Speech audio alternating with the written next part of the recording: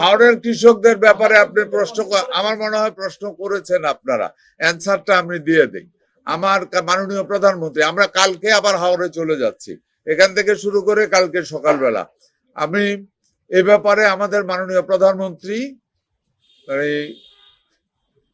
প্রতিটা মুহূর্তে খোঁজ খবর রাখছেন, প্রতিটা মুহূর্তের খোঁজ খবর রাখছেন। হাওড় এলাকাতে যে সমস্ত কৃষকেরা ক্ষতিগ্রস্ত হয়েছে তাদের জন্য আমরা এরই মধ্যে প্রধানমন্ত্রী ত্রাণ তহবিল এবং অন্য তহবিল থেকে, দুর্যোগ ব্যবস্থাপনা তহবিল থেকে আমরা একটা অ্যামাউন্ট অফ মানি আমরা ওইটা লিস্ট করা হচ্ছে, এরা সবাইকে সহযোগিতা করব আমরা।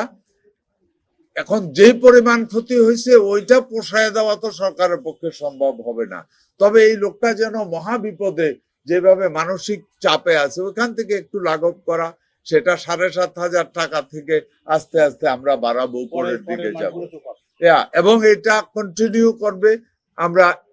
আমরা আশা করছি আগামী 3 মাস আমরা কন্টিনিউ করব, পরের বছরটা ঘরে উঠানো পর্যন্ত।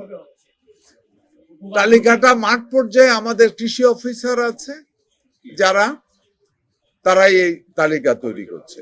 হ্যাঁ, এটা ডিপেন্ড করতেছে কারোর জন্য ইনিশিয়াল 7.5 হবে, না এটা 3 মাস চলবে, এটা 3 মাস কন্টিনিউ করবো আমরা।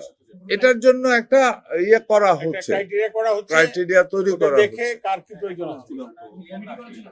আমরা কমিটি বলতে ওই ধরনের, ওইটা তো ত্রাণ মন্ত্রণালয় আছে, আমি আছি কৃষি হিসাবে, আমরা 2 মন্ত্রণালয় মিলেই কাজ করছি।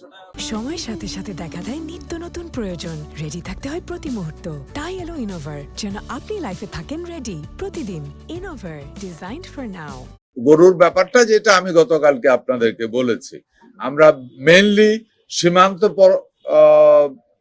এলাকায় কিছু হাট বসতো, এটা আপনারাও শুনেছেন, বক্তব্যে আসছে যে কোটি কোটি টাকা ওই হাটের ডাক উঠতো এবং ওই হাটটাই আমরা বন্ধ করে দিয়েছি এই কারণে, কারণ ওইখানে এত গরুর ক্রেতা নাই, সুতরাং হাটটা কেন বসতেছে, এই কারণে ওইটা বন্ধ করে দিয়েছে। আমি আশা করি ইয়ে হবে না।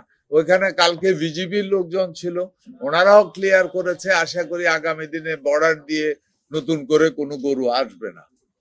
আর আমাদের এখানে গরু অ্যাকচুয়ালি উদ্বৃত্ত না, কথাটা এমন যে ধরেন আমি নিজে গরুর খামারি, আমি গতকালকে বলেছি, হ্যাঁ এনে লজ্জা কিছু নাই, এটা আমার ব্যবসা, আমি নিজে গরুর খামারি।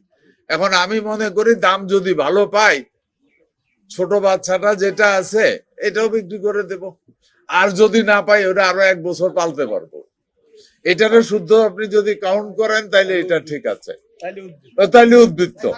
আবার একটা স্টেজে এসে যেটা আছে যে আমি দেখলাম না দাম আমার যে পরিমাণে আছে, আমি এটা বিক্রি করা ঠিক হবে না, তো ছোট যেটা আছে 1 বছর 1.5 বছর 2 বছরের বাচ্চা যেটা আছে আমি আরো 1 বছর পালতে পারবো, তাকে বিক্রি করি না, ঘরে নিয়ে আসি, কারণ ওইটা আমার গ্রোথে আছে। সুতরাং সত্যিকার অর্থে আমাদের উদ্বৃত্ত না।